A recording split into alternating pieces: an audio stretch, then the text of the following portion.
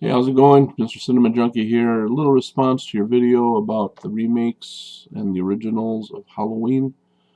Um, it's been a long-standing knowledge that I'm not a huge fan of the remake. Now, just to clarify, I'm not against remakes. I'm not a die-hard purist where as soon as I hear there's a remake being made, it's like burn the studio to the ground. I'll give it a shot. I gave Halloween a shot, especially because it had Rob Zombie's name attached to it. I'm like, wow, he's really going to do wonders with this. But basically, what Rob Zombie did was what everybody else did when they remade, like Friday the 13th or they remade Texas Chainsaw Massacre.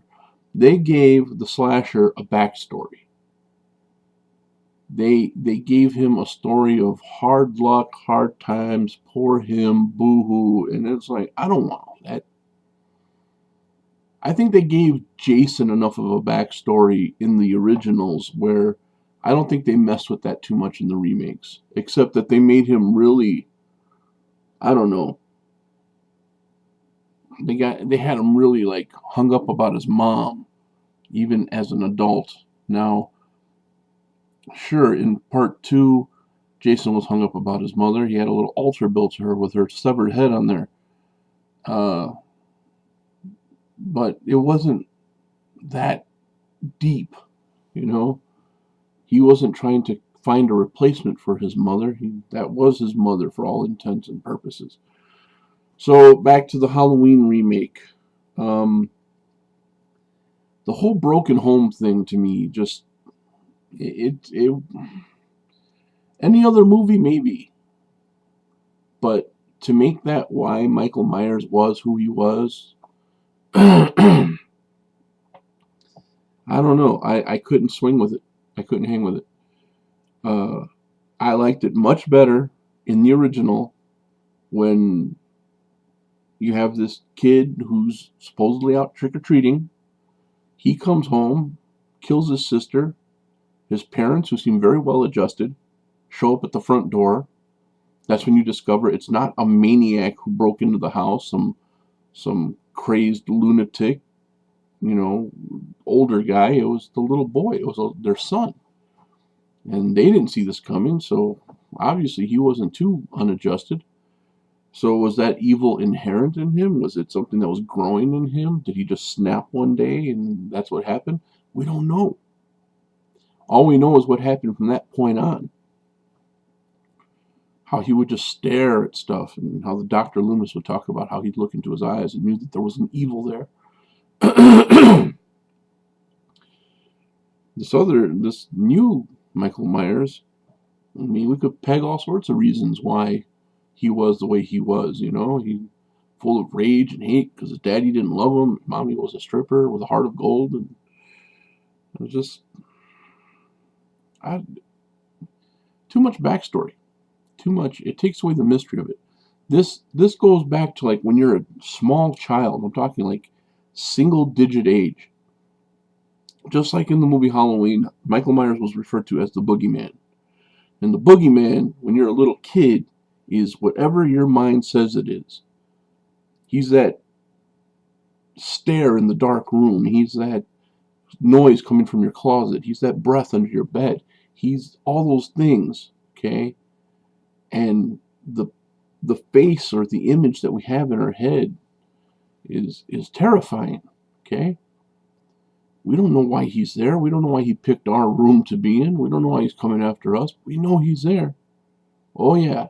And when you have no reason why he's there, when you can't reason away the why he's there and why he's coming after you, you're pretty much defenseless. Now take that same boogeyman that you have in your head and now say, well, you know, he wouldn't be except he was an alcoholic. Or his dad didn't, you know, hug him enough when he was a child, or his mom ran away with the milkman. And then you're like, oh, poor boogeyman. Then you want him to play with your toys, and then you want to be his friend, and maybe if he just had a hug, he wouldn't be so. Forget that, man. We want scared. We want to be scared. It's a primal thing. It lets loose the endorphins. You know, I don't want all that backstory and crap, because then when you do all that, basically what he did was he took Halloween, which was a tight suspense thriller, and basically turned it into an exploitation gore movie. Nothing wrong with exploitation and gore, but it's not Halloween. Okay, not to me. Now Halloween 2 came along, and they kind of took the semi-different roads. I mean, there was some hospital usage there and stuff, but then he went like full-blown surreal on that sequel, White Horses and the Return of Michael's Mom, and which is basically saying, you know, my wife ain't going to give me any unless I put her in another damn movie, even though I made her blow her brains out in part 1. Here she is again. All that garbage, and then giving Michael Myers a voice. You know, the breathing is one thing. Breathing is creepy, all right? Deep breathing on the phone used to be a creepy thing back in the day. So when you hear this thing breathing behind the mask, it's like, uh-oh. But when they gave him a voice. They made him yell at the doctor. I forgot what he stabbed him or something. Like, no, or you, it's your fault, or whatever he said. I don't remember what he said. I was just so tuned out of that movie, I couldn't believe it. And then the images of the little Michael and the mom, and everyone was like, you're part of the family, you'll always be part of it. It's like, shut up, please shut up. Make it stop already. And now, I hear they're coming out with a sequel to that remake, Halloween 3, but it's not going to be a remake of the original Halloween 3, which I'm glad for, because I actually like Halloween 3. But it's going to have another writer. Rob Zombie is not going to be attached to this one. So now I want to see what happens. Now I want to see how he picks up the pieces of this little mayhem fest and makes something palatable out of it. I'm really looking forward to that. I'll go see it. I will. I usually do. I usually see these things. I still haven't seen the new Nightmare on Elm Street, but Lord knows I will when I get the chance. But yeah, what do I like better? The original, definitely. And that's not because it's the original. It's just because the original it was done right. I can't see any flaw in it. It didn't need an overabundance of blood, gore, and all that other stuff to sell it. It was creepy, scary. It was iconic. Okay?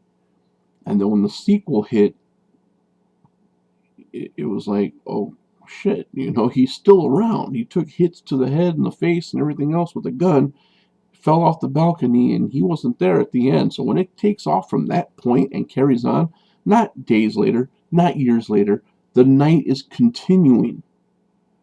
That was just incredibly genius, awesome stuff. Okay? Can't say it any better than that. But long story short, it's the original. All the way original. And it's not even a thing of, because it's the original, it's not a thing of I hate remakes, because you know I've stated how I feel about the Dawn of the Dead remake. It's just that I just think Rob Zombie got a little too caught up in his thing, and I know everybody's going to say, oh, he had a vision and he told a different side of the story. Yeah, sure he did. He added more to it, but it was too much, okay? It was like adding, I don't know, it was like adding more ingredients to an already perfect recipe. It's like, I don't need all that information about little Michael Myers. I don't. It was, I mean, maybe that white trash story worked good in House of a Thousand Corpses and Devil's Rejects, but you're bringing it over into Halloween world, and it's not cool, man. It don't work. Not for me. So, do I dislike Rob Zombie? No. I like his movies. I like his original movies, and I hope he gets back to making original movies. You know, stuff that's all his own, not remakes of other people's stuff. So, yep, that's it. That's basically the long and the short of it. I like Halloween 1 and 2, the original. In fact, I own both of those. I do not own either one of the remakes. So, all right. Thanks, man. Hope that answered your question.